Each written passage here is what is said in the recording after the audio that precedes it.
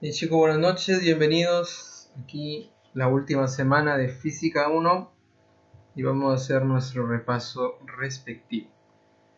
Las preguntas son tipo examen de admisión, entonces vamos a ir recordando algunos detalles de los temas que hemos visto durante el curso de Física 1. Ok chicos, ¿sí me están escuchando? ¿Todo bien?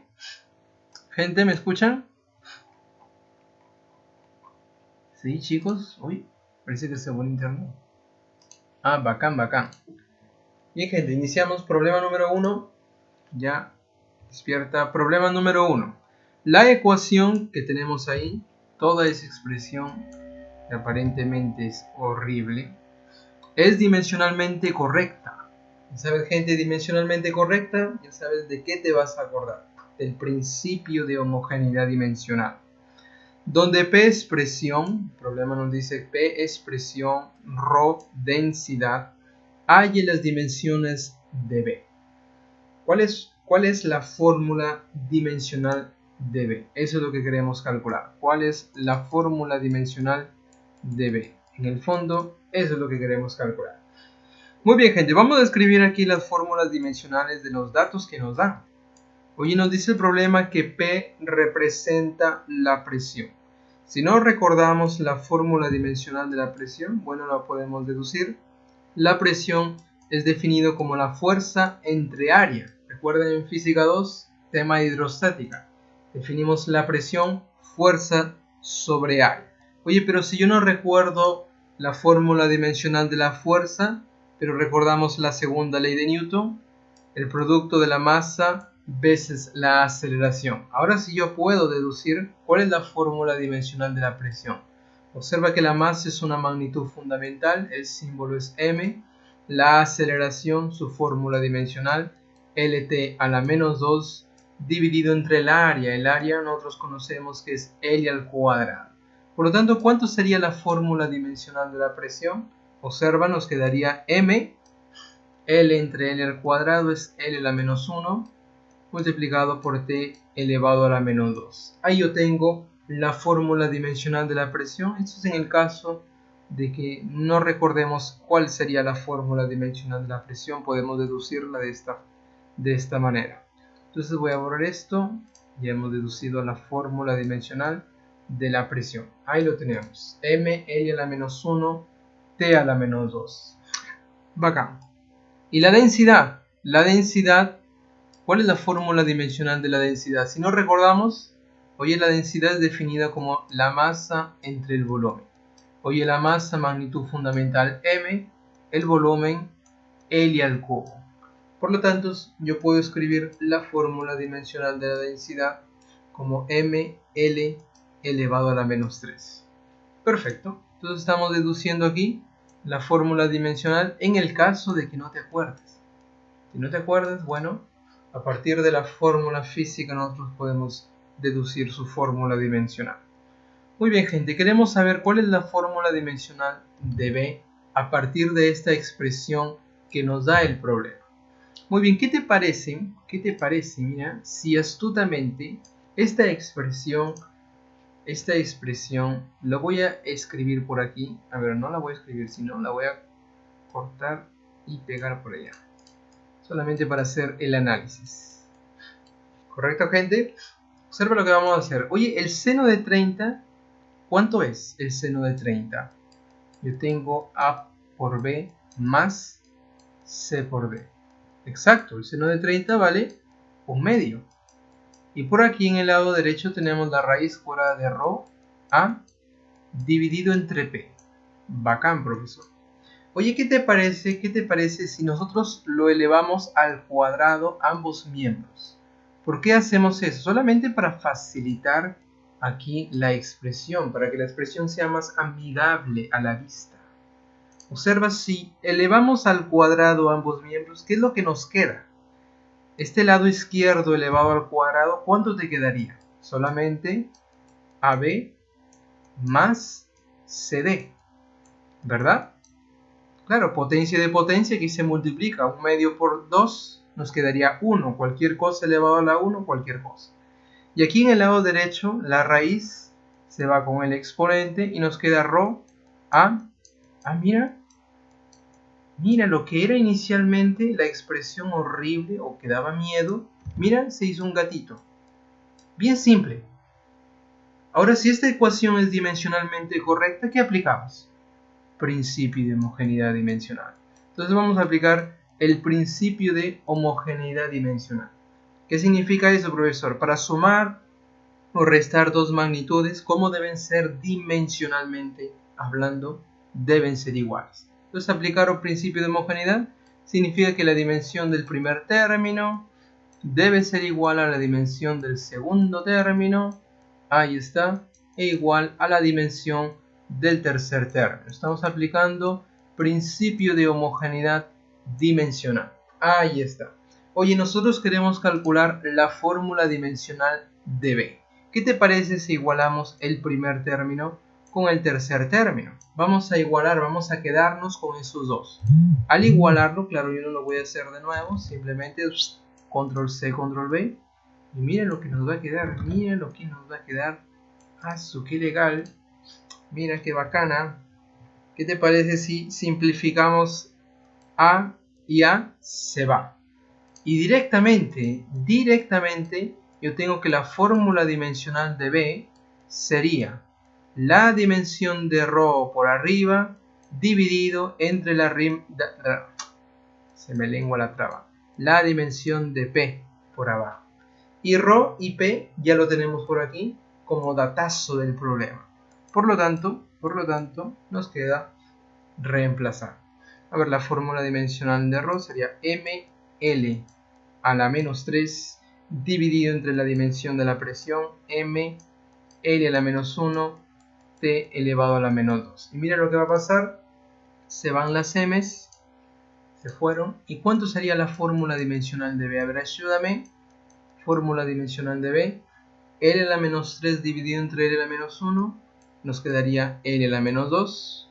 Y T a la menos 2, si lo pongo arriba, el signo del exponente cambia, positivo. Por lo tanto, ahí yo tengo la fórmula dimensional de B.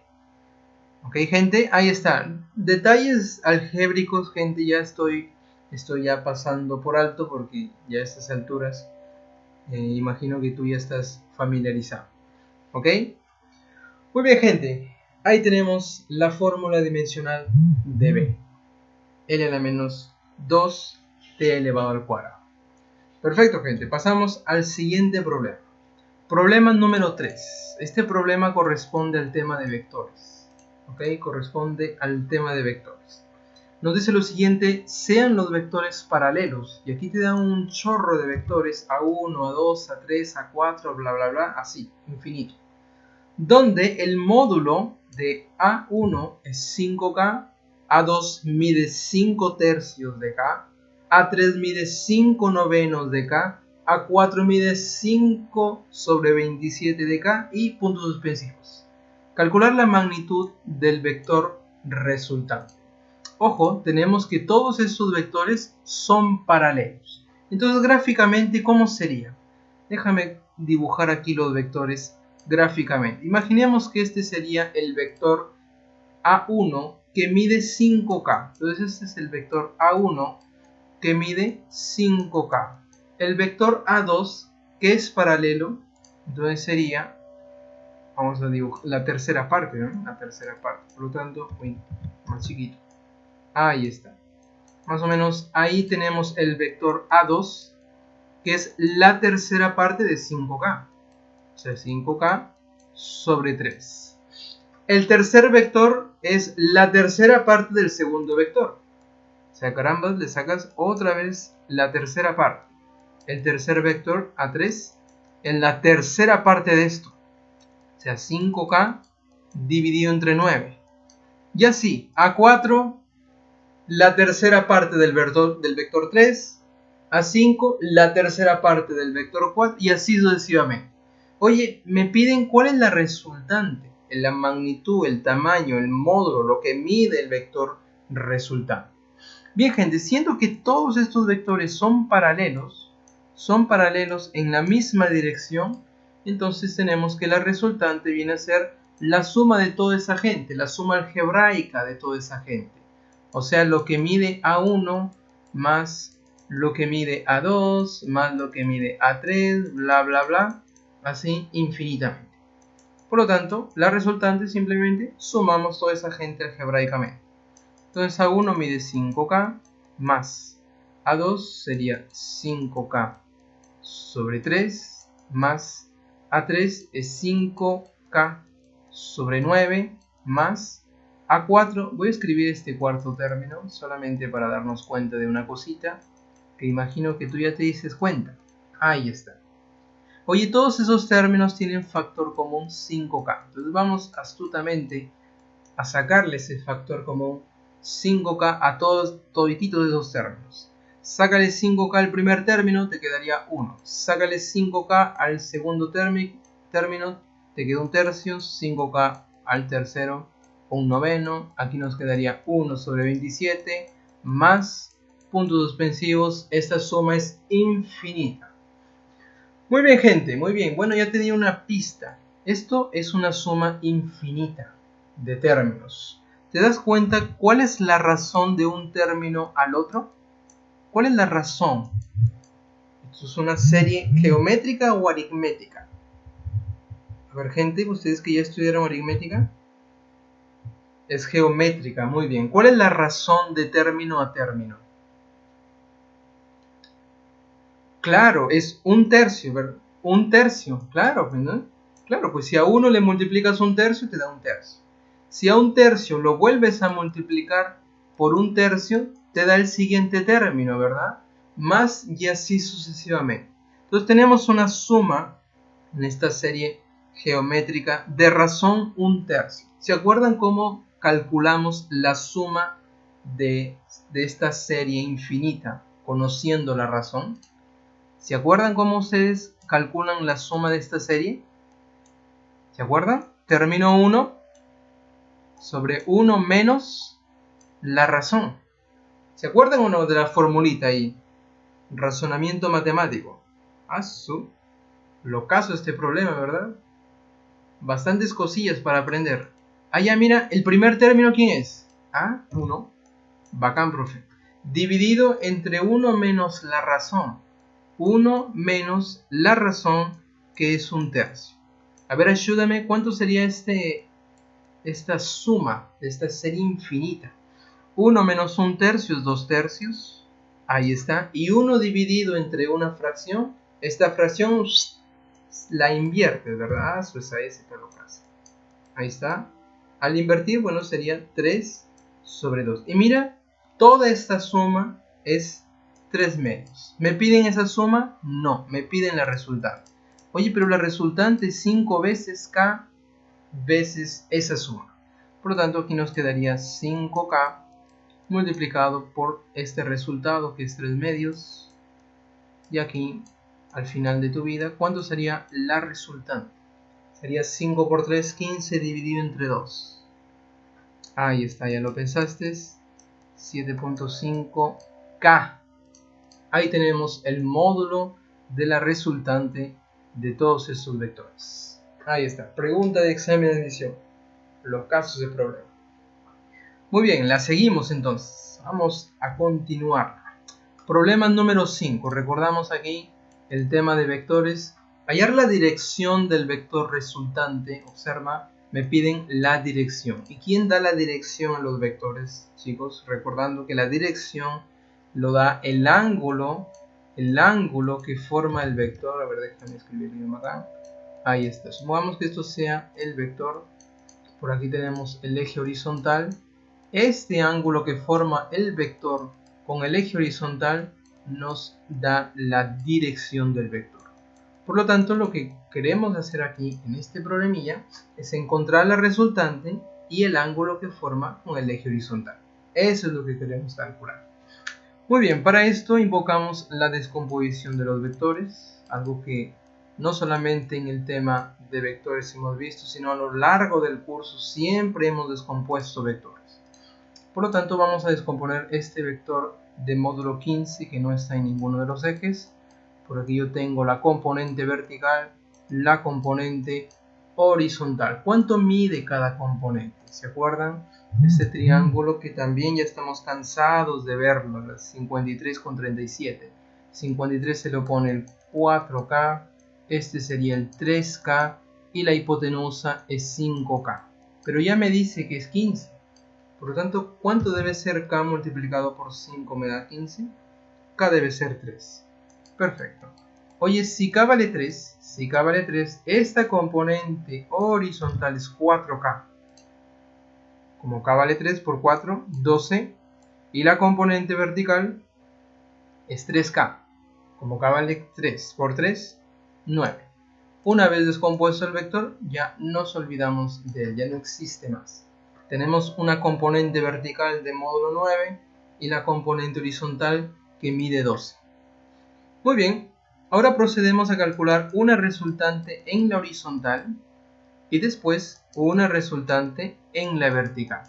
A ver, gente, en la horizontal yo tengo dos vectores. Uno se va a la derecha, 17, y el otro se va a la izquierda, 12.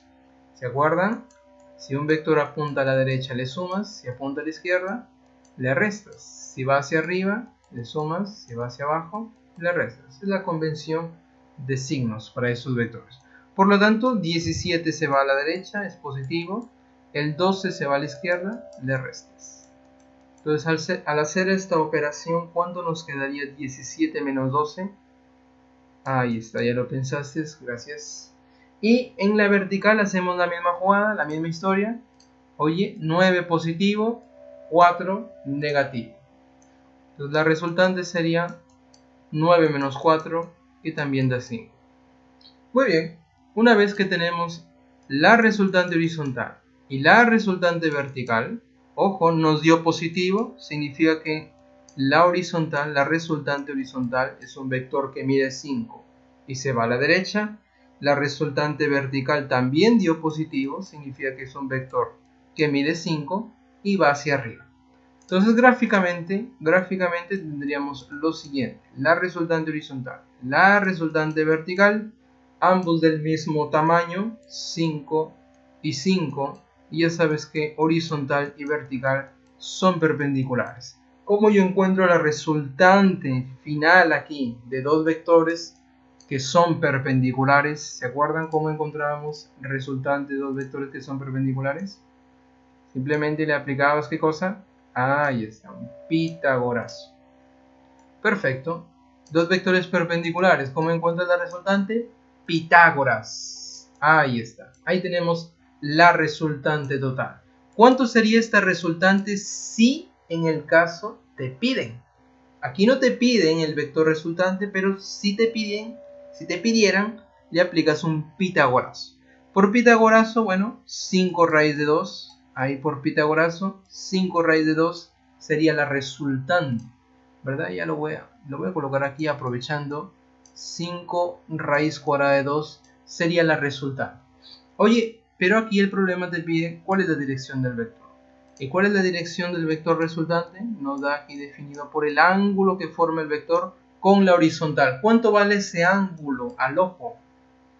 A ver, gente, ¿cuánto vale ese angulito? 45, perfecto. ¿Por qué, profe? Porque los catetos son iguales. Bueno, catetos iguales, único, ¿no? El único ángulo de 45.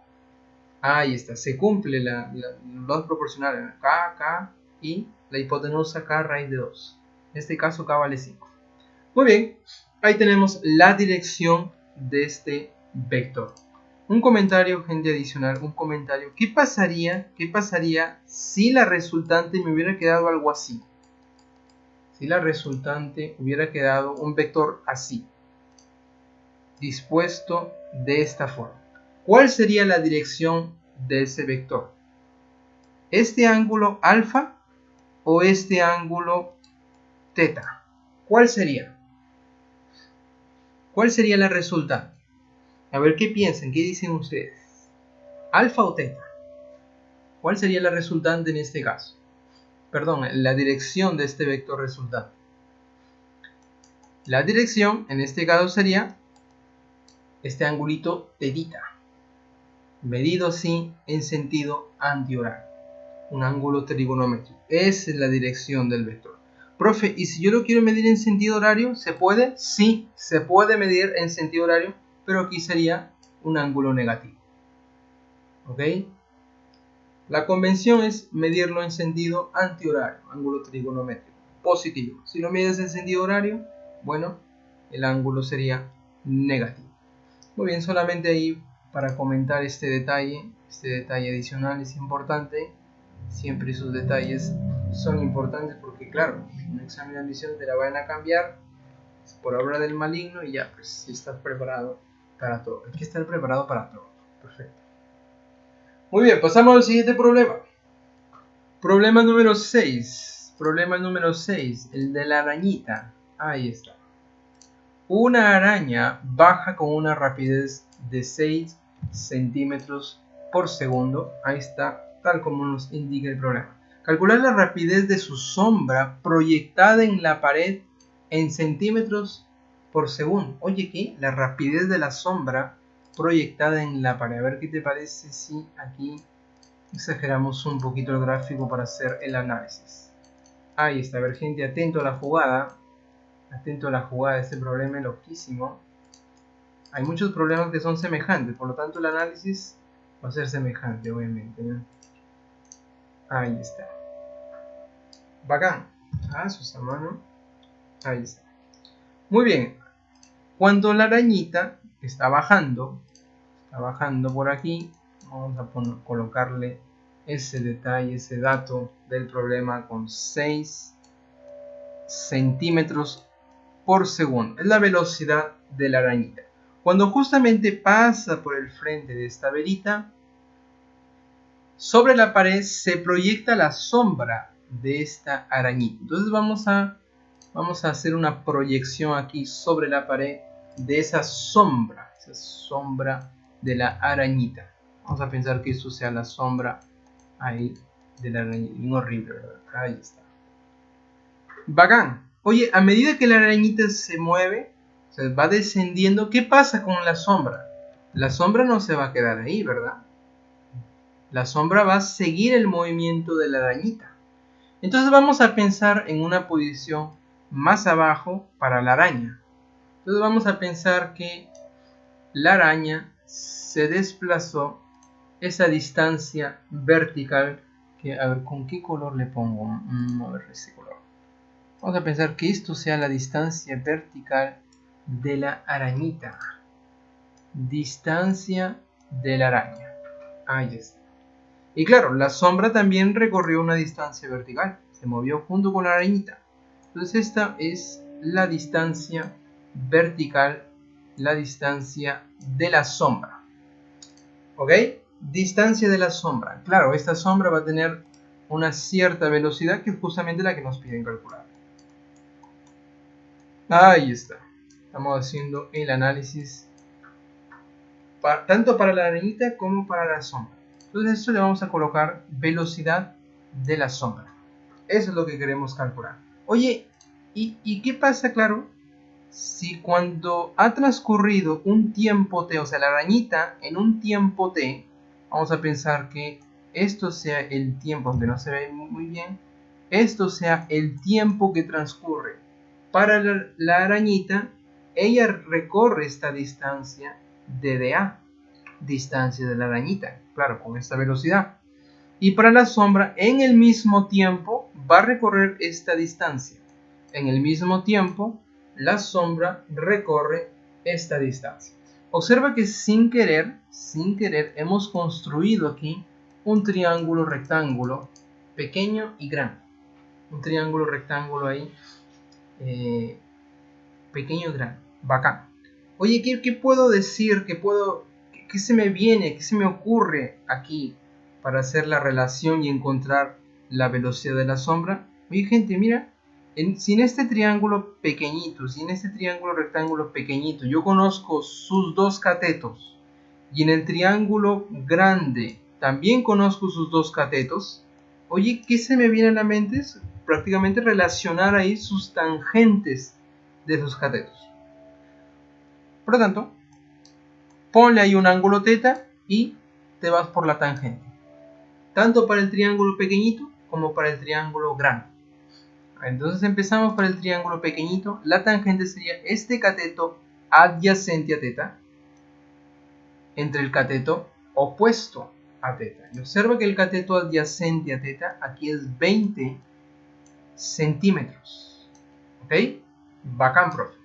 Oye, y para el triángulo grande, ¿cuánto sería ese cateto adyacente? Aquí lo estoy repintando de verde. ¿Sería toda esta distancia horizontal, sí o no? Que paralelo con el de abajo o con el piso sería toda esta distancia 20 más 40, que sería 60 centímetros.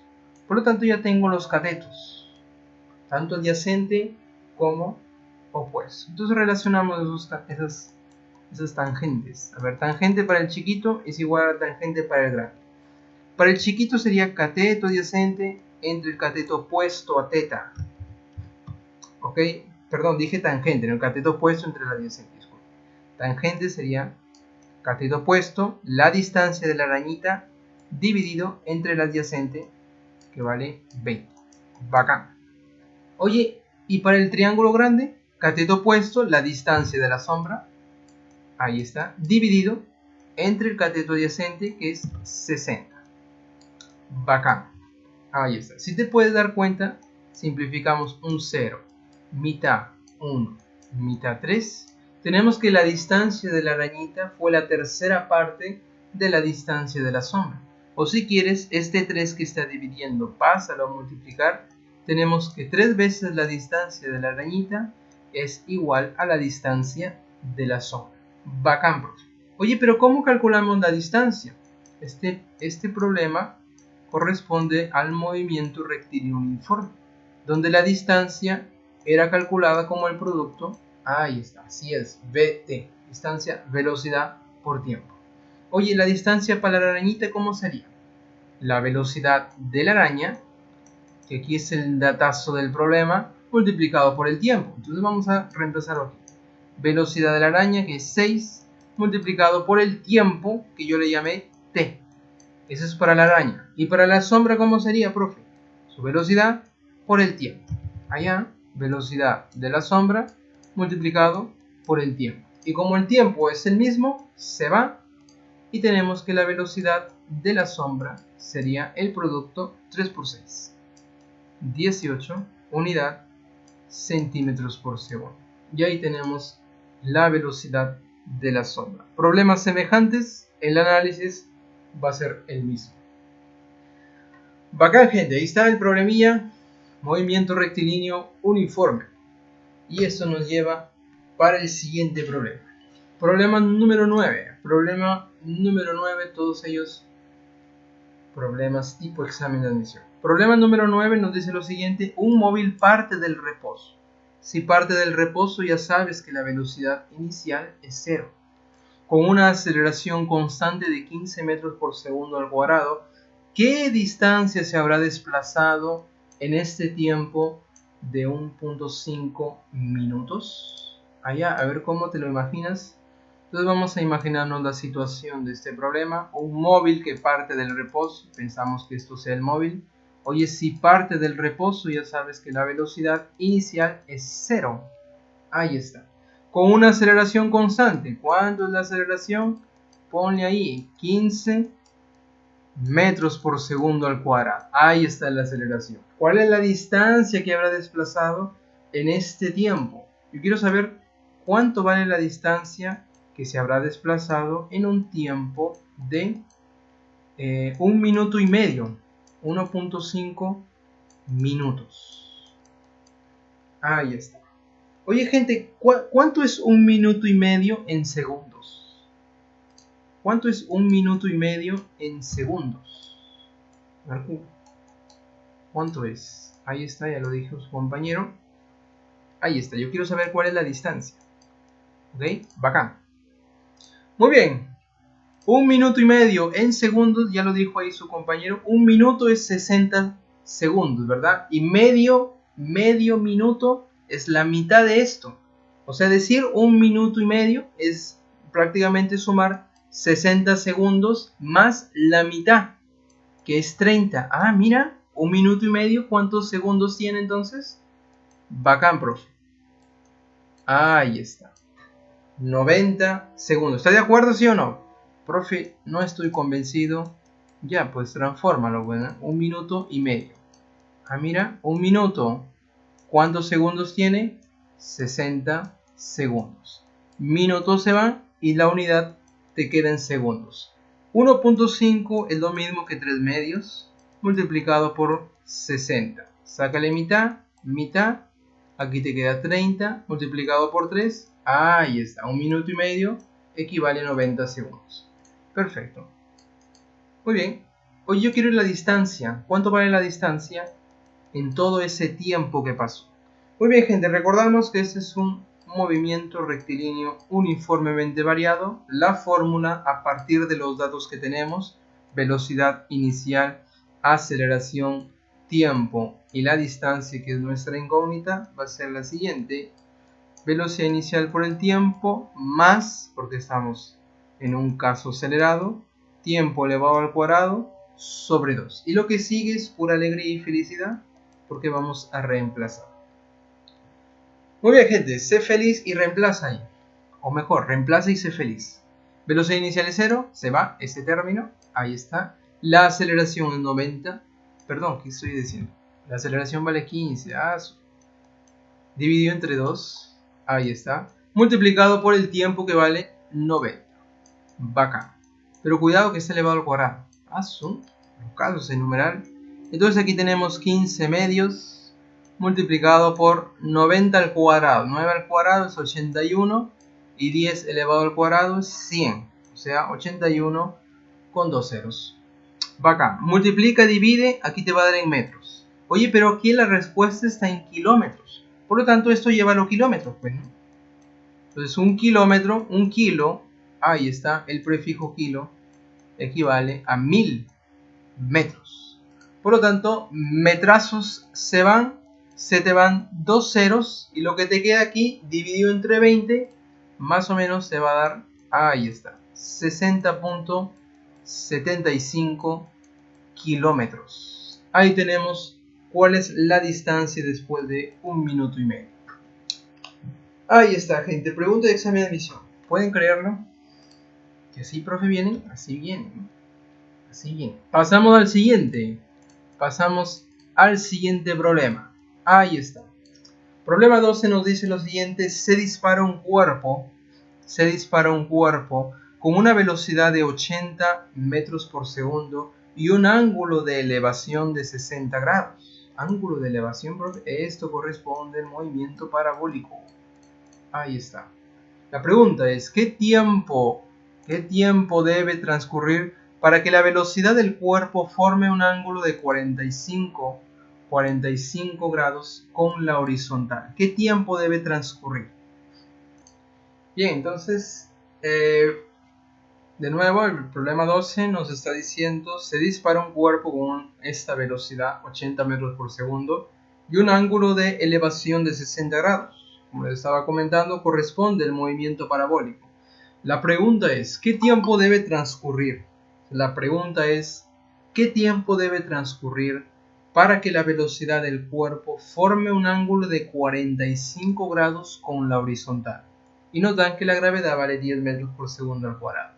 A ver, ¿cómo nos imaginamos este problemita del movimiento parabólico? Entonces, vamos a pensar que por aquí tenemos este cuerpo que es disparado con este ángulo de 60 grados. Entonces vamos a pensar que aquí tenemos la velocidad de lanzamiento, 80 metros por segundo, nos dice el problema. Entonces vamos a colocar por aquí, a ver cómo le coloco, 80 metros por segundo. Bacán. Entonces este cuerpo comienza a describir esta trayectoria parabólica. Y va a llegar un momento donde la velocidad que tiene este cuerpo, por ejemplo en este puntito, vamos a pensar que en ese punto la velocidad que tiene este cuerpo forma 45 grados con la horizontal. Mira, la velocidad en este punto va a formar 45 grados con la horizontal. Aquí está la horizontal y forma 45 grados. Y la pregunta es, ¿qué tiempo debe transcurrir para que esta velocidad forme 45 grados con la horizontal. Entonces vamos a pensar que este es el punto A y por aquí tenemos el punto B. ¿Cuál es el tiempo? Esa es nuestra incógnita. ¿Qué tiempo pasa desde el punto A hasta el punto B? Eso es lo que queremos calcular. Muy bien, y antes que me olvide, este ángulo 60 grados. Bacán. Muy bien, gente, este es un movimiento parabólico y lo que hacemos, lo mismo de siempre, descomponemos la velocidad de lanzamiento. Muy bien, entonces descomponemos esta velocidad de lanzamiento, tendríamos una componente horizontal y por aquí tendríamos una componente vertical. Y de nuevo la descomposición de los vectores, ¿verdad? Por lo tanto, a ver, déjame hacer aquí un zoom. Vamos a hacer la descomposición aquí de estos vectores, la componente horizontal y la componente vertical. Bueno, aquí construimos el triángulo rectángulo, el mismo de siempre, y el cateto adyacente, bueno, el ángulo es 60 grados, cateto adyacente es la mitad de la hipotenusa. Allá mira, si la hipotenusa es 80, este cateto adyacente sería la mitad, 40 metros por segundo. Mejor déjame colocarlo aquí, 40 metros por segundo, y la otra es k raíz de 3, ¿verdad? Los lados proporcionales de 60 es 2k, este vale k y el otro es k raíz de 3. Este cateto vertical es k raíz de 3. Como la mitad de 2k, bueno, aquí tenemos que k vale 40, el otro cateto sería k raíz de 3, o sea 40 raíz de 3. Este otro cateto sería 40 raíz de 3 metros por segundo. Descompuesto el vector, ya nos olvidamos de él. Muy bien, ya tenemos las componentes horizontal y vertical. Oye, pero resulta que en un movimiento parabólico, esta componente horizontal, siendo que en la horizontal tenemos un movimiento rectilíneo uniforme, esta componente horizontal en cualquier punto va a ser la misma. Por lo tanto, cuando llega el punto B, esa componente horizontal también sería 40 metros por segundo. Estamos recordando aquí este detalle del movimiento parabólico. De nuevo, en un movimiento parabólico, la componente horizontal de la velocidad en cualquier punto va a ser la misma, siendo que en la horizontal tenemos un movimiento rectilíneo uniforme, velocidad constante. Por lo tanto, en cualquier punto de la trayectoria, la componente horizontal de la velocidad es 40 metros por segundo. Oye, pero resulta que en el punto B, esa velocidad en el punto B, forma 45 grados con la horizontal. Eso significa que si yo descompongo este vector velocidad, yo tendría que sus componentes son iguales. ¿Por qué, profe, son iguales? Porque el ángulo es 45.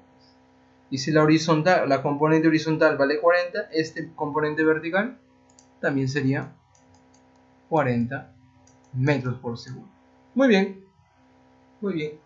¿Por qué hemos hecho este análisis? Muy bien, ¿cuál es nuestra incógnita? Es el tiempo desde A hasta B. Hemos comenzado descomponiendo las velocidades, la velocidad aquí de lanzamiento, y vamos a analizar en el eje vertical. ¿Qué te parece si hacemos el análisis en el eje vertical? En el eje vertical, gente, es como si al cuerpo tú lo lanzas con esta velocidad vertical, 40 raíz de 3 metros por segundo, lo lanzas verticalmente hacia arriba y después de un tiempo t, voy a hacer el análisis aquí, ahí está, y después de un tiempo t, ahora está en este puntito, a la misma altura del punto B, subiendo con esta velocidad de 40 metros por segundo. 40 metros por segundo. La pregunta es, ¿qué tiempo pasó? ¿Qué tiempo pasó? Aquí. En el eje vertical es como si tuviéramos aquí un movimiento en caída libre. Lo lanzamos con esta velocidad inicial en Y. Y después de un tiempo t tiene esta velocidad que yo le voy a llamar velocidad final en Y. Aquí. Yo quiero saber cuánto vale ese tiempo. ¿Qué tiempo pasó para que esto pase? Gravedad 10 metros por segundo al cuadrado. Muy bien, gente. Básicamente es un problema de caída libre. Por lo tanto, aplicamos nuestra formulita de caída libre. Velocidad final, la que relaciona estas cantidades, velocidad final, ahora en Y, va a ser igual a la velocidad inicial en Y, como está de subida, menos gravedad multiplicado por el tiempo, que es lo que yo estoy buscando. La velocidad final ahí es 40, ¿verdad? Por aquí tenemos la velocidad inicial. Sus a mano. 40 raíz de 3. Ahí está. Menos la gravedad, que vale 10, multiplicado por el tiempo que yo estoy buscando. Entonces, ¿qué te parece si ya, alegría y felicidad en este problema? 40 raíz de 3. El 40 que está a la izquierda se lo mando a restar. Menos aquí 40. Ahí está. Muy bien, ¿qué te parece si sacamos factor común solamente para facilitar el cálculo? Factor común 40. ¿Y qué es lo que te queda dentro del paréntesis? Te quedaría raíz de 3 menos 1. Ahí está. Sacando factor común. Se va un 0 a la izquierda y a la derecha. Y tienes que el tiempo vale 4 veces raíz de 3, que es 1.73 menos 1. Ahí está. Muy bien. 1.73 menos 1 es 0.73. Y cuando tú lo multiplicas por 4, más o menos te va a dar 2.92 segundos. Y ahí tenemos el tiempo que transcurre para que la velocidad forme 45 grados con la horizontal. Ahí está. Pregunta de examen de admisión. Los casos de problema. Muy bien. Estamos haciendo el análisis, gente. Estamos haciendo el análisis. En la vertical, en el eje vertical, es como si fuera un movimiento en caída libre. Como si el cuerpo tú lo lanzas con esta velocidad inicial verticalmente hacia arriba. Entonces el cuerpo sube, sube, sube, sube. Y a la altura de B, ¿qué velocidad tiene? 40 metros por segundo. La componente aquí vertical, 40 metros por segundo. Y queremos calcular cuánto es el tiempo. Eso es lo que hemos hecho el análisis. En la horizontal, ¿cómo sería, profe? En la horizontal es como si el cuerpo se está moviendo siguiendo esa trayectoria rectilínea. Hasta que en la misma altura de B, más o menos por aquí, a pensar aquí, la misma altura de B, presenta la misma velocidad, 40 metros por segundo. Es como si recorriera toda esta distancia con esta misma velocidad que es constante. Ya sabes que un movimiento con velocidad constante, la única ley que se cumple, ahí está. Bacán. Muy bien, ahí tenemos nuestro problemilla. Seguimos entonces.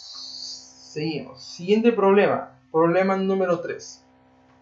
Problema número 13. En el instante mostrado, los resortes no están deformados. Ojo, tal como está en la figura, en este instante los resortes se encuentran sin deformar, sin deformación. Si no tienen deformación, ya sabes que no tienen ninguna fuerza elástica. Si desviamos al bloque 20 centímetros hacia la izquierda y lo soltamos, ¿cuál es el módulo de la fuerza resultante en dicho instante?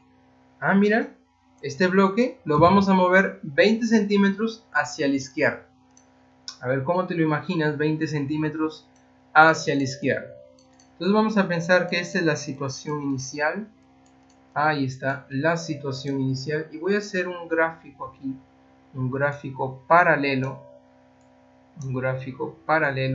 Mostrando cuando lo hemos desplazado 20 centímetros hacia la izquierda. Entonces el bloque ya no va a estar ahí en esa posición inicial. Esta era, vamos a decir, la posición de equilibrio inicial, y desplazamos el bloque hacia la izquierda. Si desplazamos el bloque hacia la izquierda, ¿cómo te quedaría? A ver, ¿cómo te quedaría si lo desplazamos hacia la izquierda? Mira ya, por la magia aquí del internet. Lo desplazamos hacia la izquierda, ¿cuánto? 20 centímetros. El resorte de la izquierda, ¿cómo quedaría? Mira, si lo desplazamos 20 centímetros hacia la izquierda, el resorte de la izquierda va a quedar así. ¿Y el resorte de la derecha, profe? El resorte de la derecha va a quedar... ¡qué locazo este bro! Bacán, profe. Oye, 20 centímetros hacia la izquierda. Lo vamos a desplazar 20 centímetros hacia la izquierda. Ahí está. Este sería entonces los 20 centímetros desplazados. Bacán. Ahora esta es la nueva posición. Cuando se libera, la pregunta es: ¿cuál es el módulo de la fuerza resultante en dicho instante? Cuando justamente después que lo liberas, ¿cuál es el módulo de la fuerza resultante que está actuando sobre este bloque? Eso es lo que nos piden calcular. Muy bien, gente. Vamos a pensar en ese instante de una vez soltado el bloque.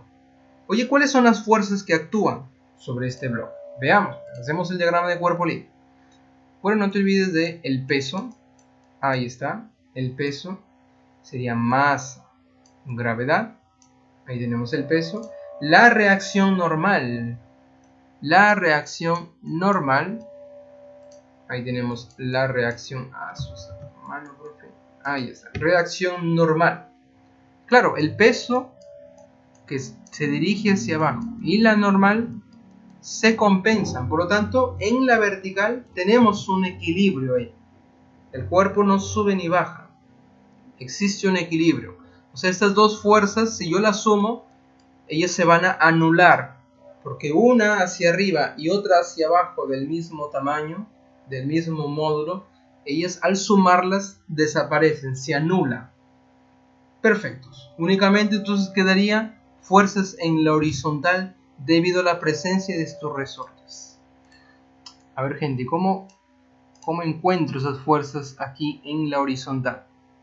A ver, gente, si este resorte de la izquierda lo hemos deformado, lo hemos comprimido hacia la izquierda, aparece la fuerza elástica que se opone a esa deformación.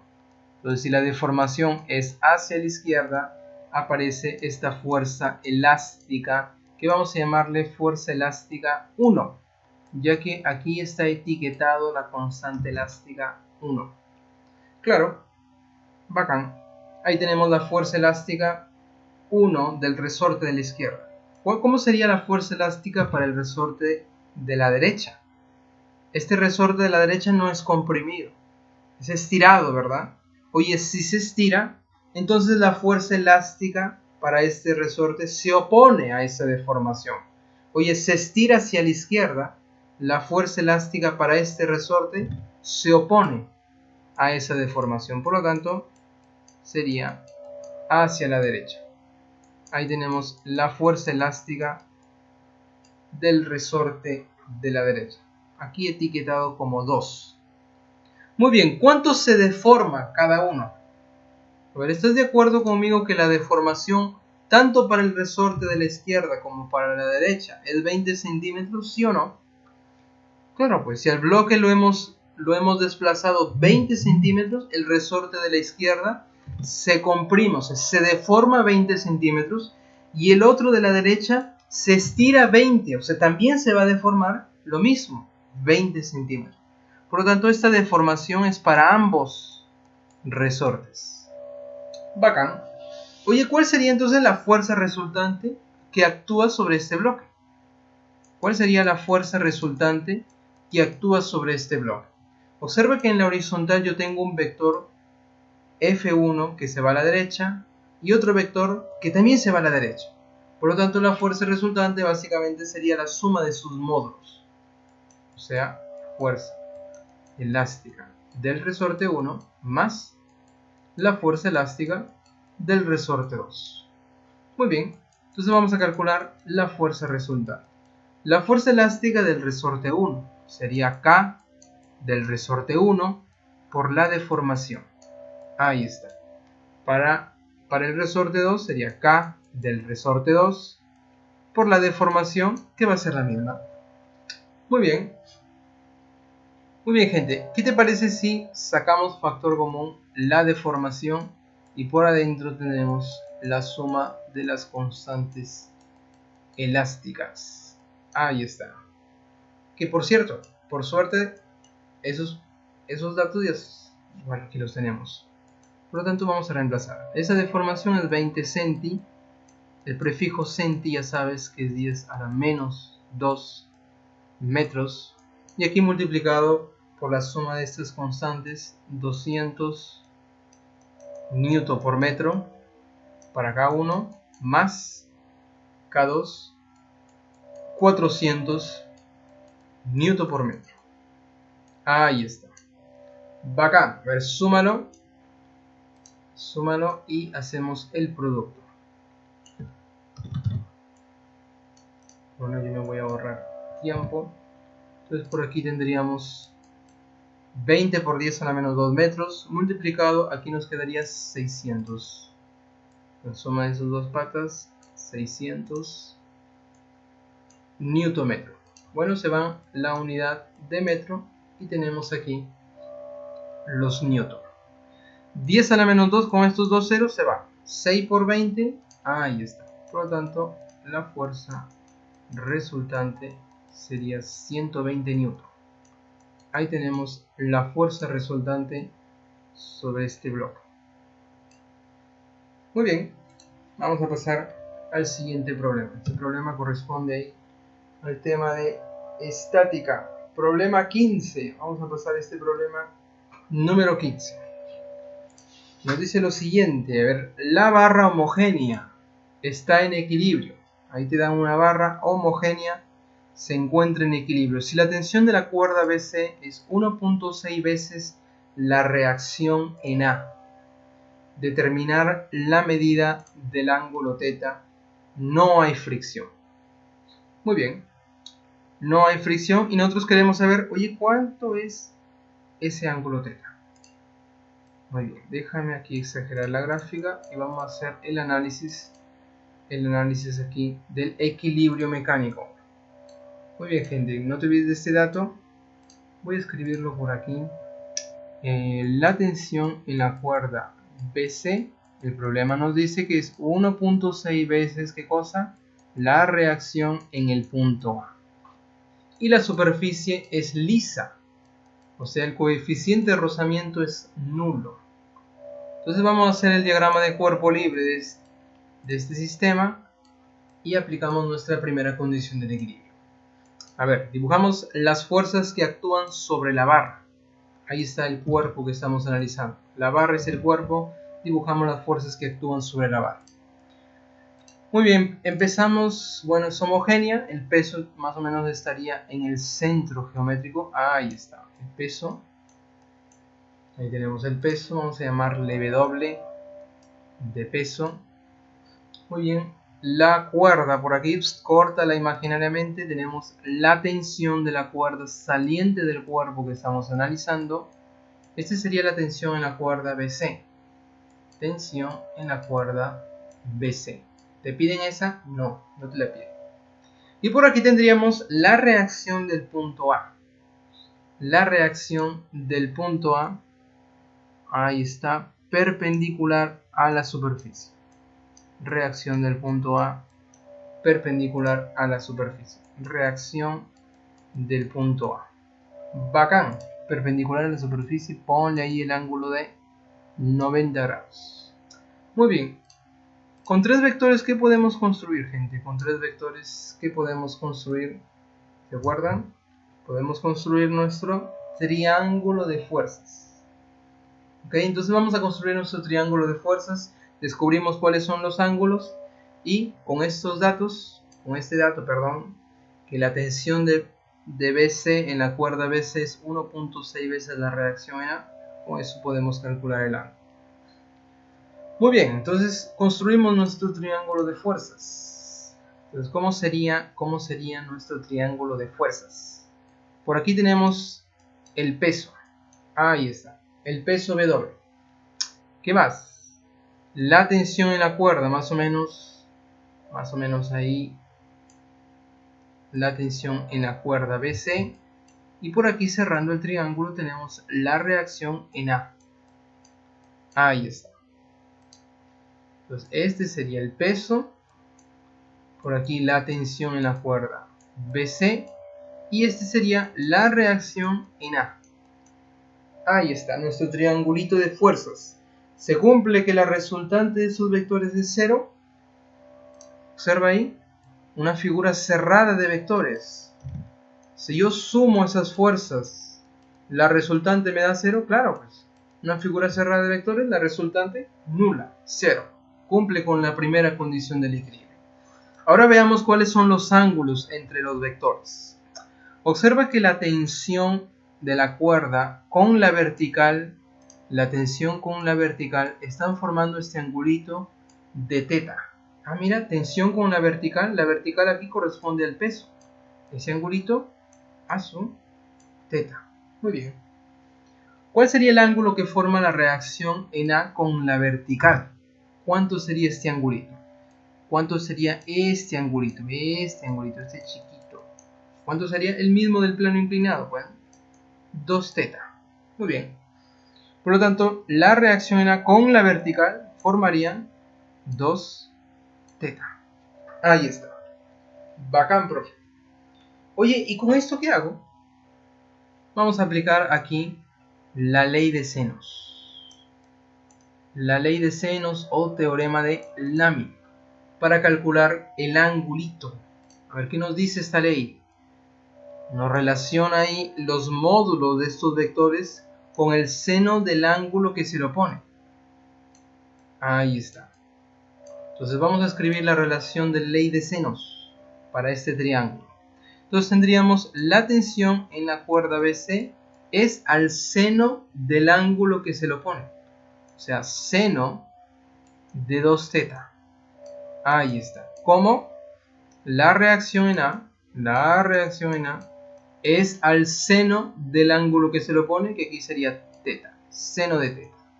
Ahí está. Bien bonito este problema. Un poco asustador para algunos. Bacán. Oye, ¿y ahí qué hacemos? Por dato del problema, esta tensión en la cuerda es 1.6 veces la reacción en A. Entonces ponle ahí 1.6 veces la reacción en A. Y por aquí abajito tenemos el seno del ángulo doble, que por identidad trigonométrica es el seno, 2 veces seno por coseno. Ahí está. Y por aquí a la derecha tenemos la reacción en A dividido entre el seno de θ. Muy bien, si te das cuenta, se van los senos y la reacción en A. Y vamos a despejar el coseno, que quedó solito. En el lado izquierdo entonces tendríamos 1.6 dividido entre 2, que ya lo voy a escribir directo. 1.6 entre 2 es 0.8. Ahí lo tenemos. Y el coseno que estaba dividiendo se lo mando a multiplicar aquí a la derecha. Coseno de θ. Bueno, 0.8 en forma de fracción es 4/5 igual al coseno de θ. Ahora la pregunta es, ¿cuál es el ángulo cuyo coseno es 4/5? ¿O coseno de qué ángulo te da 4/5? ¿Se acuerdan o no? ¿Coseno de qué ángulo? Ahí está marcado, pues. Ahí está. Sin miedo al éxito. Por lo tanto, ahí tenemos el ángulo 37. ¿Por qué 37? Porque el coseno de 37 es 4/5. Muy bien, recordamos un poco de estática. Bacán. La seguimos. Siguiente problema. Siguiente problemiña. A ver, ¿qué es lo que tenemos por aquí? Siguiente problema. Tenemos lo siguiente. Un bloque fue lanzado sobre una superficie horizontal rugosa con este coeficiente de rozamiento y se detiene luego de 6 segundos. ¿Cuánto recorrió hasta 2 segundos antes de detenerse? Ah, mira, interesante problema. ¿Cuánto recorrió hasta 2 segundos antes de detenerse? Esa es nuestra incógnita. Muy bien, ahí está. Vamos a imaginarnos la situación. Un bloque fue lanzado. Entonces traemos un bloque. Nos ayudamos aquí. Es un caso este software. Un bloque fue lanzado en esta superficie áspera, rugosa. Muy bien, no sabemos con qué velocidad fue lanzado. Vamos a llamarle V. Ahí está. Fue lanzado en esta superficie áspera, rugosa, como algunas. Ahí está. Con este coeficiente de rozamiento 0.4 y se detiene luego de 6 segundos. Ah, mira, se detiene Entonces pasó por aquí 2 segundos, 2 segundos y 2 segundos más. Y este bloque se va a detener. Se detiene, ya no puede más como algunos.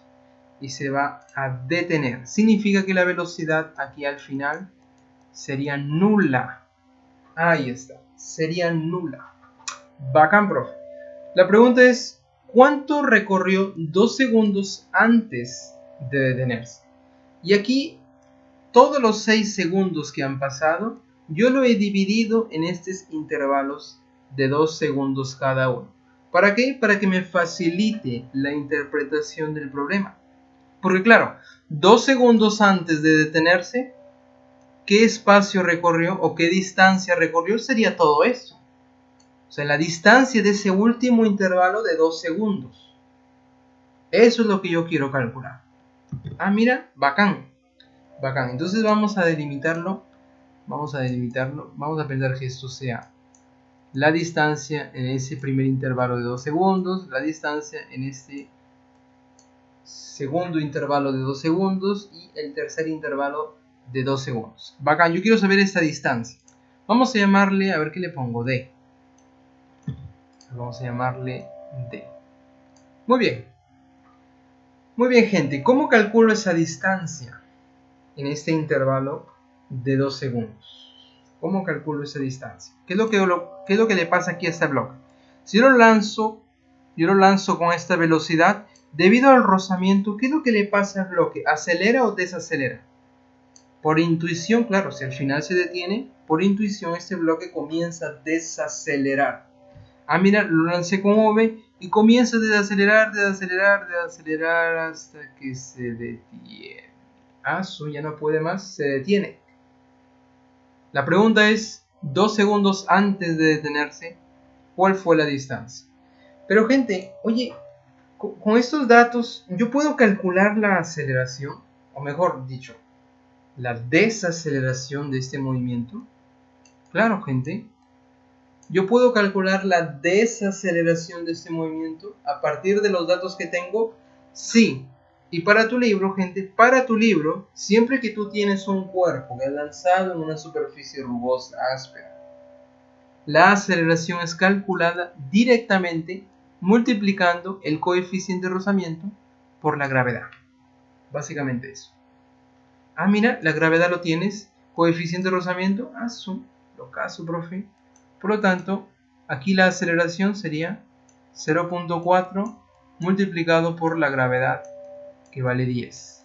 ¿Y 0.4 por 10 cuánto te da? Ahí está, ya lo pensaste.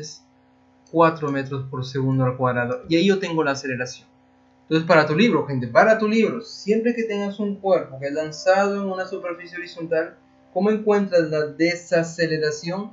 Conociendo el coeficiente de rozamiento y la aceleración de la gravedad, haces el producto y ya está la aceleración. Profe, ¿de dónde narices sale eso? Esto viene de aplicar la segunda ley de Newton, que claro, no lo vamos a hacer, pero está para tu libro. Muy bien, yo quiero saber esta distancia. Ahora, regresando a nuestro problema. Gente, lanzar este bloque con esta velocidad y al final que se detiene es equivalente a decir lo mismo, que este bloque parte del reposo y cada 2 segundos con esta aceleración comienza el movimiento hacia la izquierda. Es como si tú tienes una película ahí de este bloque deteniéndose. Ah, mira, si tú rebobinas la película, es como si el bloque parte del reposo y comienza a acelerar adquiriendo esta velocidad. Espero que me entiendas, espero que ahí me entiendas. Mira, es como si el bloque, haciendo una analogía, pero en sentido contrario, ¿no? Si el bloque parte del reposo y comienza a acelerar, con esta aceleración de 4 metros por segundo al cuadrado, mira, y en 2 segundos, que equivale aquí a los últimos 2 segundos, en el análisis paralelo, estos 2 segundos serían los 2 primeros. Ah, mira, yo quiero saber qué distancia recorre. Haciendo esa analogía. Quiero saber qué distancia recorre en esos 2 primeros segundos. Estamos haciendo aquí la analogía como si el bloque parte del reposo con esta aceleración y en los 2 primeros segundos, ¿qué distancia recorre? Eso es análogo a decir, oye, lanzado el cuerpo, al final se detiene, en estos 2 últimos segundos, ¿qué distancia recorre? Entonces, a partir de esa analogía, mira, ¿yo puedo calcular esta distancia? Sí, ya sé la aceleración, ya sé el tiempo, la velocidad inicial. Ah, mira, esa distancia va a ser igual aquí. Velocidad inicial por el tiempo, más, estoy haciendo en esta analogía, aceleración, tiempo al cuadrado, sobre 2. Ah, sucedió, está raro. Ahí está. Haciendo la analogía, mira, la velocidad inicial, bueno, como si parte del reposo, ese término se va. Por lo tanto, aquí nos quedaría distancia igual.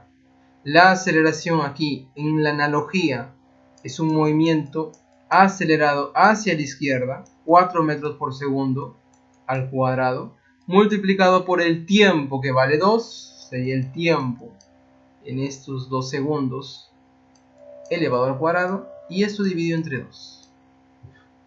Ahí está. Muy bien, entonces, ¿cuánto sería aquí la distancia hasta que se detiene? ¿Cuánto sería la distancia hasta que se detiene? Creo que hay un error aquí en las alternativas. Veamos. 2 al cuadrado es 4 por 4, 16. Y 16 dividido entre 2 sería 8 metros. Ahí está. No concuerda nada con estas alternativas, gente. No concuerda nada. Otra manera de verlo en el sentido inverso. Es usando los números de Galileo. En el sentido inverso, este sería el primer intervalo K, el siguiente intervalo sería proporcional al siguiente número impar, que es 3K, y por aquí sería el 5K, ahí están los números de Galileo, y así sucesivamente. Para iguales intervalos de tiempo, las distancias que recorren son proporcionales a los números impares. ¿Y cómo yo encuentro ese K? Ya lo hemos calculado aquí, 8. Si K vale 8, el siguiente intervalo, que es 2 segundos, ¿cuál fue la distancia?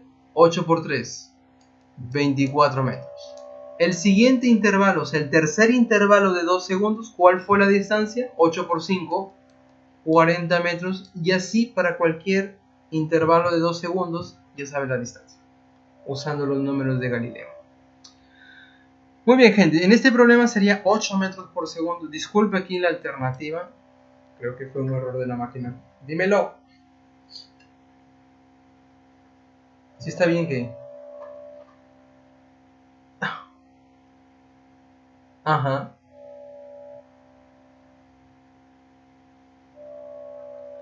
Sobre una... Dos... No, sí, está bien. Está bien la interpretación. Lo que hemos hecho está bien. Exacto, Hazael, exacto. Ya me está emocionando. Claro, ¿no? ¿Cuánto recorrió hasta 2 segundos antes de detenerse? Está bien, está bien. Está bien, gente, ya me está emocionando. Está bien, muchas gracias, Hazael. Sería esta distancia, ¿verdad? Que es lo que te están pidiendo. ¿Sí o no? En el caso análogo, 2 segundos antes de detenerse sería este de aquí, este pedazo, ¿verdad? La distancia hasta 2 segundos antes de detenerse sería esta distancia, que aquí por los números de Galileo ya le hemos calculado. Muchas gracias, Hazael. Ahí está. Dando la respuesta, ¿no? Dando la respuesta ahí. Dando la respuesta al problema, a la pregunta del problema, serían los 40 más los 24. Ahí está. Por lo tanto serían 64 metros. Ahí está. Ya me estaba emocionando, me estaba yendo por otro lugar. Muchas gracias, Hazael. ¿Estamos de acuerdo ahí, gente? Muchas gracias, Hazael. Gracias ahí por la corrección, ya me está emocionando. Ahí está, claro, pues ¿cuánto recorrió hasta 2 segundos antes de detenerse? Es diferente que preguntar ¿cuánto recorrió en los 2 segundos antes de detenerse? En esos últimos 2 segundos antes de detenerse. Es diferente que preguntar ¿cuánto recorrió hasta 2 segundos antes de detenerse, o sea, en estos primeros 4 segundos. Muy bien, pasamos al siguiente entonces. Pasamos al siguiente problema. Ahí está. Problema 19. Problema 19 nos dice lo siguiente. Sobre un bloque que se encuentra en una superficie horizontal rugosa, se aplica una fuerza. Ahí tenemos la fuerza que depende de la posición. 5x más 10. Este y significa que es el vector unitario en el eje horizontal. Como es positivo, ese vector se va hacia la derecha. Determina el trabajo que realiza la fuerza F desde la posición x0 hasta la posición 10 metros. Muy bien, vamos a imaginarnos la situación de este problema de la siguiente manera. Tenemos aquí un bloque. Entonces, traemos un bloquecillo. Ahí está, chiquito. Ahí está. Desde la posición, ahí está el eje de la posición. Vamos a pensar que esto sea la posición 0. Entonces tenemos la fuerza horizontal debido a este y, vector unitario en el eje X, positivo hacia la derecha. Tenemos esta fuerza que depende de esa posición. 5x más 10. Ahí está, siendo aplicada de esa forma. Entonces, debido a la acción de esta fuerza, este bloque comienza su movimiento, comienza a cambiar de posición. Va a estar en una posición x igual a 1, x igual a 2, bla bla bla, hasta cuando llega a la posición x igual a 10. Ojo, la posición en metros. En la posición x igual a 10, claro, tenemos la misma fuerza actuando sobre este bloque. Ahí tenemos, y claro, como depende de la posición, esa fuerza en la posición 10 no va a ser la misma, no es la misma que la fuerza en la posición x igual a 0, porque la fuerza depende de qué posición se encuentra. A medida que yo aumento la posición, la fuerza comienza a aumentar en módulo. Oye, ¿cómo encuentro el trabajo entonces de esta fuerza que varía con la posición? Esta fuerza no es constante. Como varía con la posición, vamos a calcular la fuerza a partir de un gráfico. Entonces llevamos a un gráfico fuerza versus la posición. Para fuerzas que varían, llevamos a un gráfico fuerza en newton. Ahí está, la posición en metros. Y vamos a hacer el gráfico de esta fuerza que depende de la posición. Es una función, fuerza que depende de la posición. Muy bien, cuando x vale 0, ¿cuánto vale la fuerza? A ver, para graficar esta, vamos a calcular 2 puntos. Cuando x vale 0, ¿cuánto vale la fuerza? Esta es una recta, gente, ¿ok? Una relación lineal en x, lineal porque el exponente es 1, por lo tanto la gráfica es una recta. ¿Ok? Es una recta. Obedece ahí a la ecuación de la recta, ax más b, y más c igual a 0. Relación lineal. Por lo tanto, la gráfica ya sabes que es una recta. Y para graficar una recta, ¿qué necesitamos? 2 puntos mínimo. Entonces, cuando x vale 0, ¿cuánto vale f? Reemplaza pues aquí. Si x vale 0, 0 por 5 es 0 más 10, 10. La fuerza vale 10 newton. Ah, mira. Y cuando x vale 10, ¿cuánto vale la fuerza? Este sería el otro punto. Cuando x vale 10, reemplaza aquí. 5 por 10, 50, más 10, 60. Ah, mira. La fuerza vale 60 newton. Estos dos puntos vamos a graficarlos aquí. Ah, mira. Cuando x vale 0, la fuerza vale 10. Cuando x vale 0, la fuerza vale 10. Más o menos por ahí. Este sería nuestro primer punto. Bacán, profe. Ah, y la otra. Cuando x vale 10. Cuando x vale 10, la fuerza vale 60. Voy a poner aquí la fuerza 10 y la fuerza 60. Ahí está. Cuando x vale 10, la fuerza 60. Ahí tenemos el otro punto. X vale 10, la fuerza es 60. Ahí tenemos más o menos el otro punto. Con 2 puntos, ahí tenemos la gráfica de la recta. Juntamos y ahí tenemos nuestra gráfica. Oye, ¿se acuerdan que en la teoría del tema de trabajo, que nos piden calcular el trabajo que realiza esta fuerza, cómo calculamos el trabajo de esta fuerza a partir de la gráfica? ¿Qué encontrábamos aquí? El área bajo la curva. Aquí nos indicaba el trabajo. Por lo tanto, aquí el área bajo la curva me va a indicar el trabajo que desarrolla esta fuerza para llevar al bloque desde la posición 0 hasta 10. Entonces esta área me va a indicar el trabajo de esta fuerza. Por lo tanto, básicamente es calcular el área. El área bajo la curva, aquí lo voy a sombrear. Ahí está.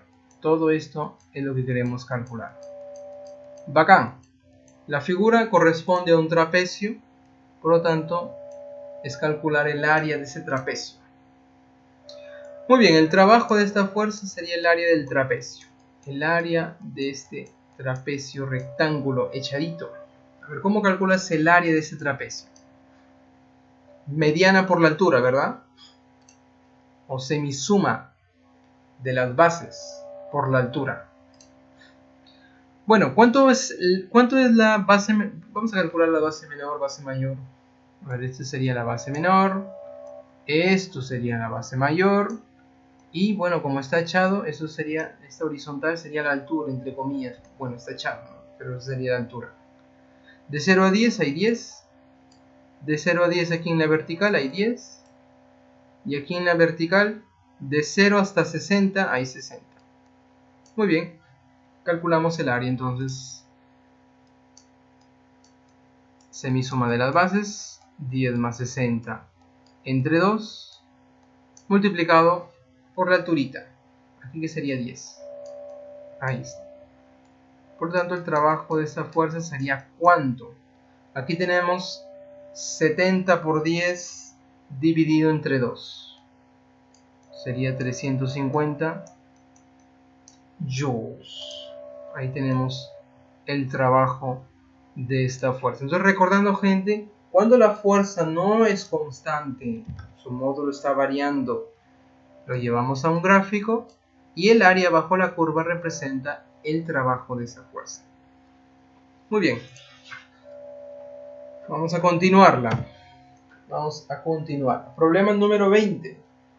Problema número 20. Nos dice lo siguiente. Calcular el trabajo que realiza... Perdón, me estaba adelantando. Si la fuerza tangencial mantiene su módulo de 150 Newton constante. Ah, mira, módulo constante. Ahí tenemos una fuerza que es tangencial. Una fuerza tangente en cada punto. De módulo constante. Calcular el trabajo que realiza desde el punto A hasta el punto B, sabiendo que el radio es 2 dividido entre pi metros. Y aquí te dan esta gráfica. Muy bien, ¿cómo calculamos el trabajo en el caso de una fuerza que es tangente a la trayectoria y su módulo es constante? Ah, mira, el trabajo entonces, básicamente, el trabajo de esa fuerza para llevarlo desde el punto A hasta el punto B, una fuerza que es tangente en todo momento y de módulo constante, entonces el trabajo sería el producto de la fuerza veces el recorrido desde A hasta B. El recorrido. Bueno, la fuerza es un datazo del problema, 150 Newton, ahí lo tenemos. Lo que nos faltaría encontrar es el recorrido. ¿Y cuál es el recorrido, profe? El espacio que recorre, o sea, la longitud de la trayectoria. Si va desde el punto A hasta el punto B siguiendo esa trayectoria, la longitud de esta trayectoria sería el espacio recorrido. ¿Cómo encuentro la longitud de esta trayectoria? Sería una longitud de arco, exactamente. El arco AB. ¿Y cómo encuentro la longitud del arco? ¿Cómo encontramos longitud del arco? ¿Recuerdan? 100 años atrás, primer tema de trigo. Ah, mira, el ángulo multiplicado por el radio. Pero el ángulo debe estar en radianes. Como está en grados sexagesimales, vamos a llevarlo a radianes. ¿Se acuerdan cómo hacen la jugada? Lo multiplicas por pi y lo divides sobre 180. Ahí está el profesor Walter, ¿verdad? El profesor WC que te enseñó a hacer esta transformación. Por si acaso, él también fue mi profesor. Ahí está. Se van. Sácale sexta, 2. Sexta, 3. Por lo tanto, aquí tenemos 2pi dividido sobre 3 radianes. Ya tengo el ángulo en radianes. Ahora sí calculo la longitud del arco, que es ángulo dividido por el radio. Bueno, el ángulo es 2pi sobre 3 radianes multiplicado por el radio, que vale 2 dividido entre pi metros. ¿Cuánto sería entonces el recorrido desde A hasta B? A ver, ayúdame. Te quedas sin pi. Tenemos 2 arriba. Con este 2 se convierte en 4. Y por abajo tenemos el 3 metros. Ahí tenemos el recorrido. Muy bien, regresando a esta fórmula del trabajo para la fuerza, que es tangente en todo momento y de módulo constante, sería el producto de 150 newton multiplicado por el recorrido, que vale 4/3. Ahí está. Metros. Muy bien. ¿Cuánto sería entonces el trabajo de esta fuerza desde A hasta B? Veamos, sácale triquiaba 1. Triquiaba de 150 sería 50 por 4. Ahí tenemos 200 Nm, se llama joules, unidad del trabajo en el sistema internacional. Ahí tenemos el trabajo de esta fuerza de módulo constante. Muy bien, gente, hasta aquí, ¿estás conmigo? Estamos llegando al final de Física 1. ¿Todo bien, chicos, hasta aquí? ¿Sí? Bacán, vamos a hacer el último problema y ya vamos a pasar a Física 2. Por cierto, usted... Muy bien, gente, último problema. Problema número 21. Tenemos un balde de 30 kilogramos de cemento. Se hace subir, aquí debe ser subir, mediante un motor con una velocidad constante de 36 km por hora. ¿Cuál es la potencia del motor? ¿Cuál es la potencia del motor? Eso es lo que queremos calcular. Entonces vamos a imaginarnos por aquí la situación del problema. Tenemos un motor. Vamos a pensar que esto sea el motor. Ahí está, más o menos. Esto sea el motor que hace subir un balde de 30 kilogramos de cemento. Ahí está, a velocidad constante. Entonces vamos a pensar que esto sea más o menos la gráfica, el ocaso. Ahí está. Ahí tenemos el baldecito de 30 kilogramos de cemento.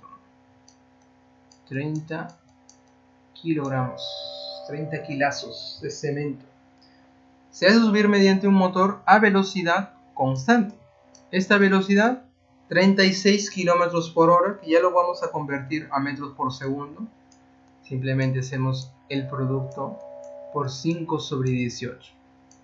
Ahí está. ¿Cuánto es 36 por 5 sobre 18? Ya directamente. 18ava, bueno, te queda 1, 18ava, 2 por 5, 10. Por lo tanto, esos 36 km por hora se convierten en los 10 metros por segundo. Ahí está. Bacán. Sube a velocidad constante, significa que ese cuerpo se encuentra en equilibrio. ¿Cuál es la potencia del motor? La potencia, ¿cómo se calcula? Trabajo dividido entre el tiempo. Pero el trabajo es la fuerza por la distancia, dividido entre el tiempo. Y distancia sobre tiempo es la velocidad. Por lo tanto, básicamente yo quiero, para hallar la potencia, necesito la fuerza y la velocidad. La velocidad lo tenemos, queremos saber cuál es la fuerza. Muy bien, como sube velocidad constante, vamos a hacer el diagrama de cuerpo libre. Por aquí tenemos el peso de este balde. Córtala imaginariamente, aparece la tensión, o mejor dicho, la fuerza que emplea este motor. La fuerza de este motor para subir a velocidad constante. ¿Cuánto vale el peso aquí al ojo? Si la gravedad es 10, la masa 30, el peso sería el producto 300 newton. Oye, si sube a velocidad constante, esta fuerza para compensar los 300 que bajan, también debe ser 300 newton. Y mira, ya tengo la fuerza Ya tengo la velocidad. ¿Cuánto sería la potencia? Vamos a reemplazarlo. La fuerza 300 newton multiplicado por la velocidad, que es 10 metros por segundo. Y miren lo que pasa. 3 con 3 ceros. Entonces pone 3 y los 3 ceros es el famoso 10 al cubo, que es llamado kilo. Newton metro se llama joules. Y joules por segundo se llama watts. Por lo tanto, tenemos que la potencia útil es 3 kilowatts. Ahí tenemos la potencia que desarrolla el motor, la potencia que usa para hacer ese trabajo.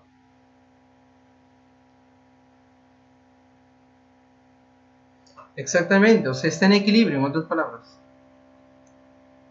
Exacto, o sea, la sumatoria de fuerzas aquí es 0. Se cumple la primera condición. Exacto. Se cumple la primera condición del equilibrio. Ahí está. Recuerden que el equilibrio engloba que el cuerpo no se mueve, o si lo hace, se mueve a velocidad constante. Es el equilibrio cinético que le llaman. Por eso aquí la fuerza que sube y el peso que baja deben compensarse. Oye, si 300 baja, 300 deben subir para compensar si se encuentra en equilibrio. Muy bien, gente, entonces vamos a quedarnos por aquí.